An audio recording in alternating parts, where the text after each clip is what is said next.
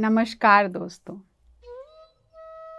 आत्मयोगी भव इस कड़ी में पीएमसी हिंदी आप सभी का हार्दिक अभिनंदन करता है। ध्यान महाचक्र हैदराबाद करताल 26 दिसंबर 2012। आज का विषय है हर पिरामिड मास्टर मोक्ष से परिपूर्ण है। पत्री जी कहते हैं, आज हम कुछ शब्दों के अर्थ को जानेंगे। जो मौन में रहता है उसको मुनि कहते हैं। जो विशेष मौन में है वह मुनीश्वर है। रमण महर्षि मुनीश्वर थे। वे पूरा जीवन मौन में रहे। हम इतनी बातें क्यों करते हैं? हमें मौन में रहना सीखना है। अवसर है तो बोलना है, नहीं तो मौन में रहना है। मुंह से कोई भी आवाज नहीं निकालना है। मुंह में मौन और मन में शून्य ही ध्यान है। कोई मंत्र नहीं बोलना है। मुंह बिल्कुल बंद। यदि मुंह बंद किया तो मौनी है, और ध्यान में मन शून्य किया तो योगी है। बात करते समय जागरूकता होना बहुत ज़रूरी है। कब बोलना है, कितना बोलना है, सोच समझ कर बोलना और केवल सत्य बोलना, यही ज्ञान है। ज्ञान क्या है? What is wisdom? Wisdom is awareness in every word you speak, truth in every word you speak. Where there is no awareness, there is no truth, there is no wisdom. In speech, जहाँ जागरूकता नहीं वहाँ बात करने में सच्चाई नहीं। जो जागरूक है उसकी बातों से सच्चाई झलकती है। ये ज्ञान ध्यान से आता है। ध्यान से ज्ञान आता है।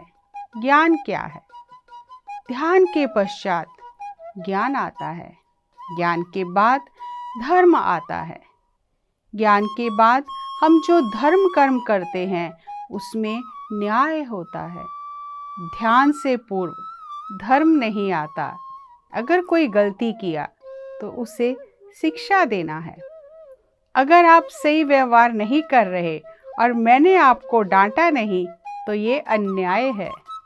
आनंद में रहना है तो चुप रहना है, और कर्मों में विनम्रता होना है। कर्मों में धर्म होना है, यही न्याय है। जब आपके कर्मों में धर्म होता है और विनम्रता होती है, यही न्याय है। आपके कर्म धर्म पर आधारित होने चाहिए और उनमें विनम्रता होनी चाहिए। कर्मों में न्याय होना चाहिए, धर्म चाहिए, विनम्रता चाहिए, तो आप ज्ञानी हो। जहाँ ध्यान नहीं वहाँ ज्ञान नहीं। जहाँ ज्ञान नहीं वहाँ धर्म नहीं और विनम्रता नहीं। जो अधर्म में जीते हैं, अन्याय में जीते हैं, वह अहंकार में जीते हैं। अहंकार का विपरीत शब्द विनय है। आप में विनम्रता होनी ही चाहिए। सलीके से बात करो, सलीके से चलो, सलीके से व्यवहार करो। बच्चों से, बड़ों से, अमीर से, गरीब से, सबके साथ विनय से रहना है। ज्ञान ना होने से विनय नहीं आता। ध्यान नहीं तो ज्ञान नहीं, न्याय नहीं है। हमें आत्म शांति में रहना है। इसे थोड़ा और समझते हैं। मौन यानी मन में कोई विचारों के बादल ना हो। मन बिल्कुल विचारों से खाली हो जाए, शून्य हो जाए, और जब मन शांत होता है तो हर चीज स्पष्ट दिखाई देती है। जब तक हमारा मन शांत नहीं होता तब तक हम व्यर्थ की बातें करते रहते हैं, व्यर्थ बोलते रहते हैं, और उससे झगड़े होते हैं, बात बिगड़ जाती है। कब बोलना है, कितना बोलना है, ये जागरूकता केवल ध्यान से आती है। जब हम ध्यान करते हैं तो जो हमारे फालतू के विचार हैं, व्यर्थ के विचार हैं, वो धीरे धीरे हमारे अंदर से बाहर निकल जाते हैं। अधिकतर लोग कहते हैं कि हम ध्यान कर रहे हैं, हमें विचार बहुत आ रहे हैं। नहीं दोस्तों, विचार आ नहीं रहे, विचार जा रहे हैं, उन्हें जाने दें। जैसे हम सड़क पर चलते हैं, ट्रैफिक जा रहा है, हम साक्षी भाव से देखते हैं, ट्रैफिक चलता रहता है। इसी तरह हमें विचारों को भी जाते हुए देखना है, विचारों का पीछा नहीं करना है। और जैसे जैसे हम ध्यान में गहरे उतरेंगे, हमें अपने भीतर से ज्ञान प्राप्त होगा, हमारी जागरूकता बढ़ेगी और हमें पता चलेगा कब बात करना है, कितना बात करना है, क्यों बात करना है। और धीरे धीरे हमारे अंदर विनम्रता का संचार होगा। हम विनम्र भाव से सबके साथ रहेंगे। अगर हम ध्यान करने के बाद भी अहंकार में रहते हैं तो अभी हमें ज्ञान प्राप्त नहीं हुआ। विनम्रता यानी सबके साथ एक समान रहना। छोटा बच्चा है, बड़ा है, अमीर है, गरीब है, सबके साथ विनम्रता से रहना। बहुत बार ऐसा होता है कि जब धन आता है लोग अहंकारी हो जाते हैं। अधिकतर ऐसा ही होता है। ऊंची पदवी पाने से अहंकारी हो जाते हैं। और ज्ञान और ध्यान ज़्यादा करने से भी अगर हमारे अंदर अहंकार ही आ रहा है तो हमें अपने पर काम करने की ज़रूरत है। हमें जानने की ज़रूरत है, जागने की ज़रूरत है। कहीं हमारी जागरूकता कम हो रही है। ध्यान हमारी जागरूकता को बढ़ाता है। हमारी अंतर इंद्रियां जाग जाती हैं। हम वो देख सकते हैं जो हमें बाहरी आंखों से दिखाई नहीं देता। हम वो सुन सकते हैं जो हमें इन कानों से सुनाई नहीं देता। प्रकृति ने हमें अनंत शक्तियां दी हैं, लेकिन क्योंकि हमारी ऊर्जा सारी बाहर की दुनिया में लगी है, हम अपनी क्षमता का, अपनी शक्ति का भरपूर उपयोग ही नहीं कर पा रहे हैं। इसलिए मौन रहने का अभ्यास करें। जितना हम मौन रहेंगे उतना हमारी जागरूकता बढ़ेगी। मिहिर बाबा, रमन महर्षि पूरा जीवन मौन रहे और उनके ऑरा में जो भी जाता था, जब वो उनसे प्रश्न करता था तो मौन में ही उन्हें अपने प्रश्नों का उत्तर मिल जाता था। क्योंकि उनके आभा मंडल में जो व्यक्ति जाता था प्रश्न लेकर, उसका मन शांत हो जाता था और तब आत्मा से आत्मा का वार्तालाप होता था। मन से मन का वार्तालाप नहीं हो सकता, क्योंकि दोनों ही मन विचारों से भरे हैं। तो क्या वार्तालाप करेंगे? ये तो शोर है। शोरगुल में कुछ भी सुनाई नहीं देगा, हर कोई अपनी अपनी बात करेगा। लेकिन जो ध्यान करके, जिसने अपने मन को शून्य कर लिया, शांत कर लिया, उसके आभा मंडल में जो भी व्यक्ति जाता है उसका मन भी शांत हो जाता है, उसका मन भी शून्य हो जाता है, उसके विचार भी कम हो जाते हैं। तो वो उस ज्ञान को ग्रहण करने का पात्र बन जाता है। लेकिन जब तक हमारा मन अपने ही अंदर शोरगुल कर रहा है तो हम अपनी ही बात सुनते हैं। हम अगर सज्जन सांगत्य भी करते हैं तो हम जो कहा जा रहा है उसे नहीं सुनते। हमारे मन में जो उसकी आलोचना चलती है, ऐसा कैसे हो सकता है, ये तो बहुत अच्छा हुआ, ये तो अच्छा नहीं है, इस पर तो मैं भरोसा नहीं कर सकता। तो दोस्तों, हम जो बताया जा रहा है वो नहीं सुन रहे, हम अपने ही मन की बातें सुन रहे हैं। तो हमें मौन रहना है, मौन का अभ्यास करना है, जिससे हमारी जागरूकता बढ़ेगी। विनम्रता में रहना है। और जब तक हम ध्यान नहीं करते तब तक हमें ज्ञान नहीं मिलता। जब तक ज्ञान नहीं मिलता तब तक धर्म क्या है, इस परिस्थिति में वर्तमान क्षण में मेरा क्या धर्म है, हमें इसका बिल्कुल पता नहीं चलता। हर दिन परिस्थितियां बदलती हैं और हर दिन हमें वर्तमान में रह के क्या निर्णय करना है, हमें धर्म के अनुसार क्या आचरण करना है, वो हमें तभी पता चलेगा जब हम ध्यान करेंगे, जब हमें ज्ञान प्राप्त होगा। जब हम ध्यान के पश्चात कर्म करते हैं तो हमारे कर्मों में न्याय होता है, हमारे कर्मों में धर्म होता है। और ध्यान से पूर्व हमें अपने धर्म का पता ही नहीं चलता। लेकिन ध्यान के पश्चात हम जान जाते हैं कि वर्तमान पल में मेरा धर्म क्या है, मुझे क्या करना चाहिए। परिस्थितियां बदलने से हर चीज़ बदलती है, लेकिन अगर हमें अपने भीतर से ज्ञान नहीं है तो हम बंदी बंधाई चीज़ों को लेकर आगे चलेंगे और हम धर्म का पालन नहीं कर पाएंगे, हमसे अन्याय हो जाएगा, अधर्म हो जाएगा। तो हमें ध्यान करके जागरूकता को बढ़ाना है, अपने धर्म को जानना है, मौन का पालन करना है, ताकि हमें परिस्थिति अनुसार, संदर्भ अनुसार, समय अनुसार और सत्य अनुसार बात करना आए। ऐसा नहीं कि हम बोल रहे हैं, हम दूसरों को खुश करने के लिए बात कर रहे हैं ताकि हमारा काम निकल जाए। नहीं, हमारी बातों में सत्य होना चाहिए, सत्य वचन बोलने हैं हमें। सही मायने में यही ज्ञान है। पत्री जी कहते हैं, अगर बीवी मर गई तो भी आत्मा में अशांति नहीं रहना। अगर पैदा होकर आपका बच्चा मर जाता है तब भी रोना नहीं। जब आत्मा पूरी तरह शांत हो जाती है वही मोक्ष की स्थिति है।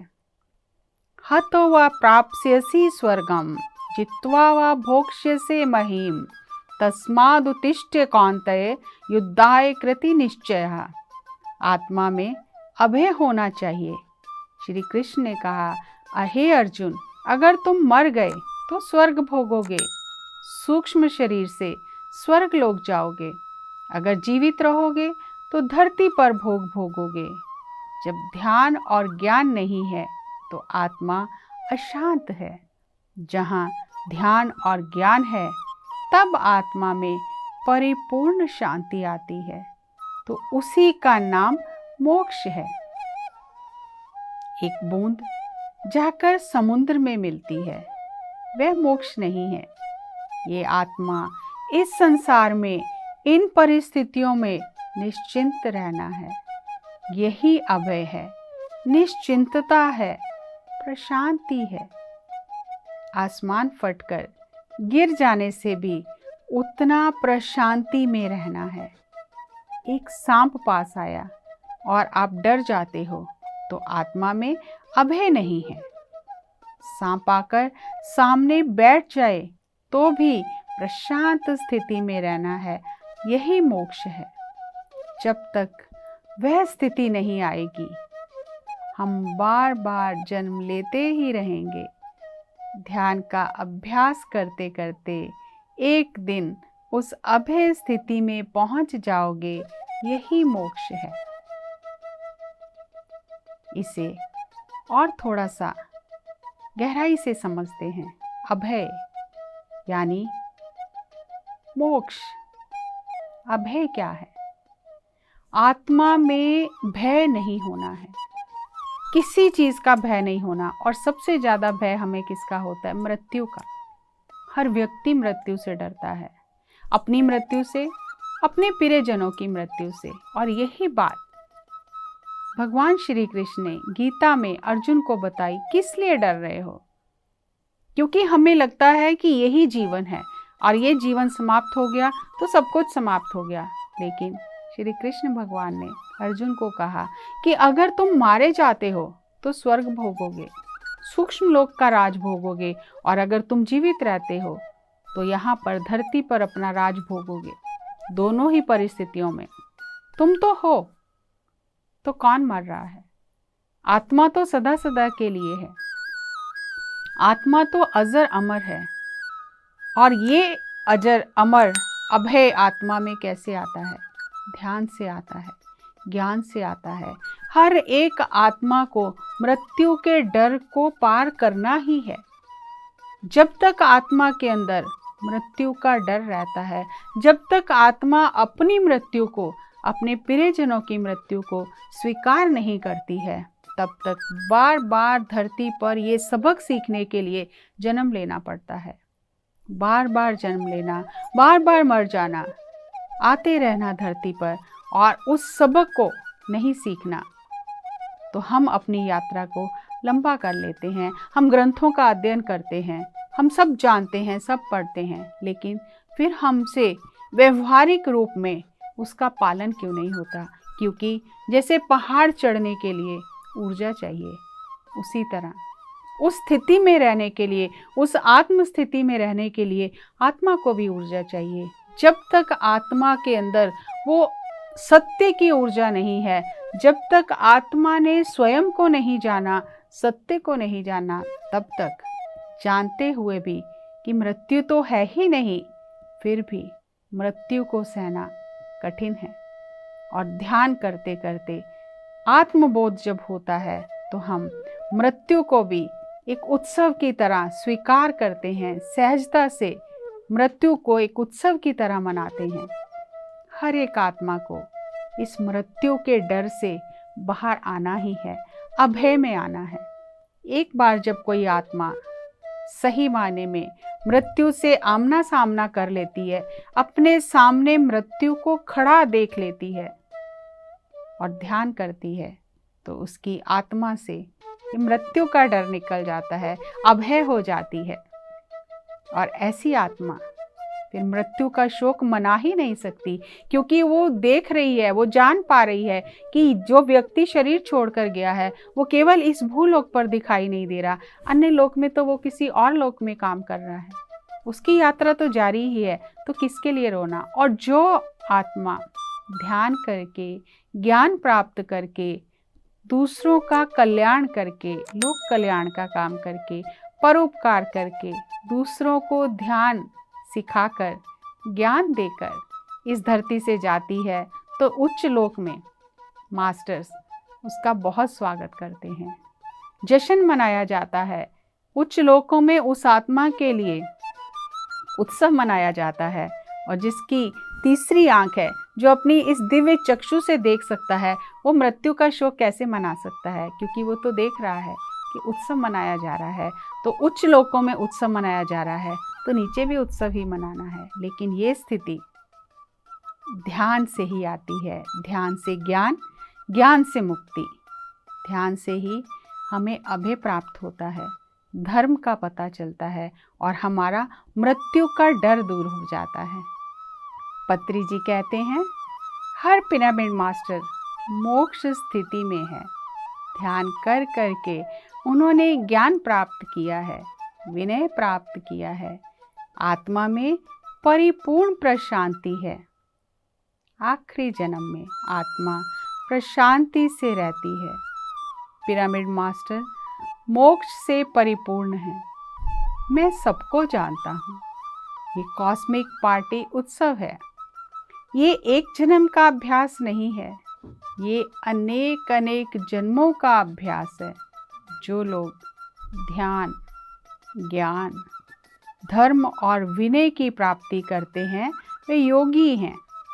जिसका मन बिल्कुल विचलित नहीं होता, जिसके मन में कोई प्रश्न नहीं, केवल मौन है, आत्मा में शांति है और अभय है, वह परलोक या नक्षत्र लोक में, इंद्रलोक में प्रशासक बन जाते हैं।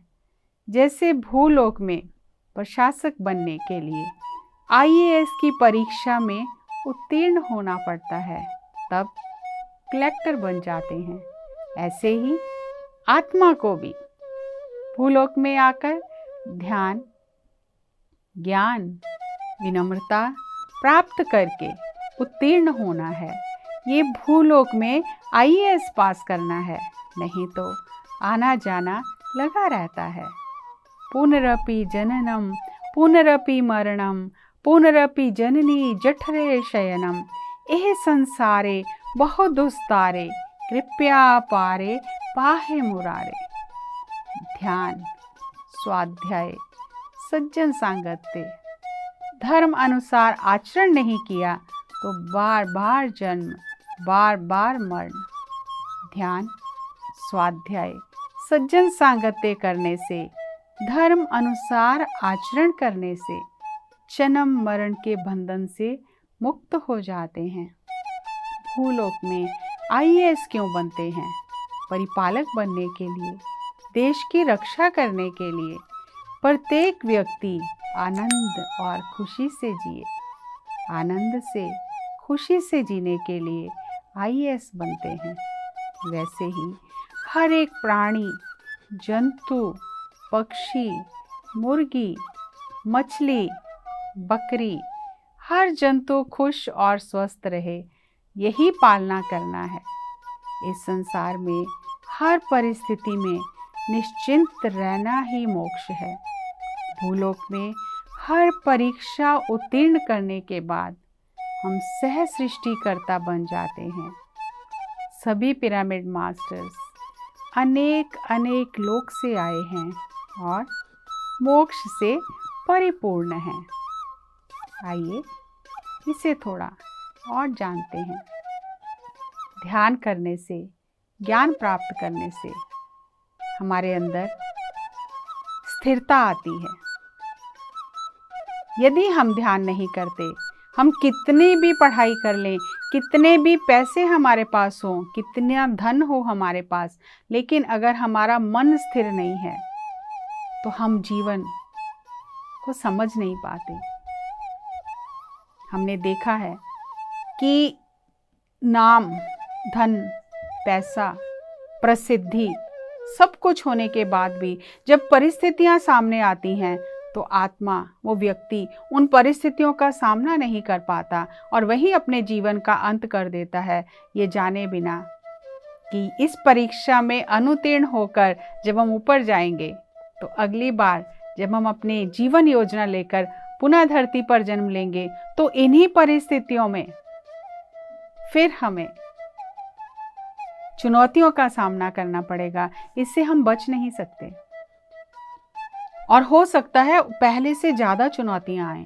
जिस तरह हम पढ़ाई करते हैं, एक साल हम अगर फेल हो गए तो कई बार ऐसा होता है कि सिलेबस बदल जाता है तो पूरा सिलेबस दोबारा पढ़ना पड़ता है। तो इसी तरह जो आत्मा ध्यान नहीं करती, जिसे धर्म नहीं पता, जिसे न्याय नहीं पता, जिसे ये भी नहीं पता कि इस मनुष्य शरीर की कीमत क्या है, वो परिस्थितियों से घबराकर, चुनौतियों से घबराकर, डर के कारण जीवन का अंत कर लेती है। और जब तक आत्मा परिस्थितियों का, चुनौतियों का मुकाबला करने नहीं सीखती, तब तक बार बार जन्म लेना पड़ता है, उन्हीं परिस्थितियों में जन्म लेना पड़ता है और हमें उस परीक्षा को उत्तीर्ण करना ही पड़ता है। हम बच नहीं सकते। इसीलिए शंकराचार्य जी ने भी कहा कि बार बार जठर अग्नि में प्रवेश करना, बार बार गर्भ में आना और बार बार बिना सबक सीखे चले जाना, ये बहुत कष्टकारी है। तो आत्मा को धरती पर आकर सबक सीखना ही है। और क्या सबक सीखना है? कि हर एक प्राणी, हर पशु पक्षी, सबकी पालना करनी है, सब खुश रहें, सब अपनी अपनी आत्मा की यात्रा में प्रगति करें। जैसे यहाँ पर आईएएस परीक्षा देनी पड़ती है, तभी हम एडमिनिस्ट्रेटर बनते हैं।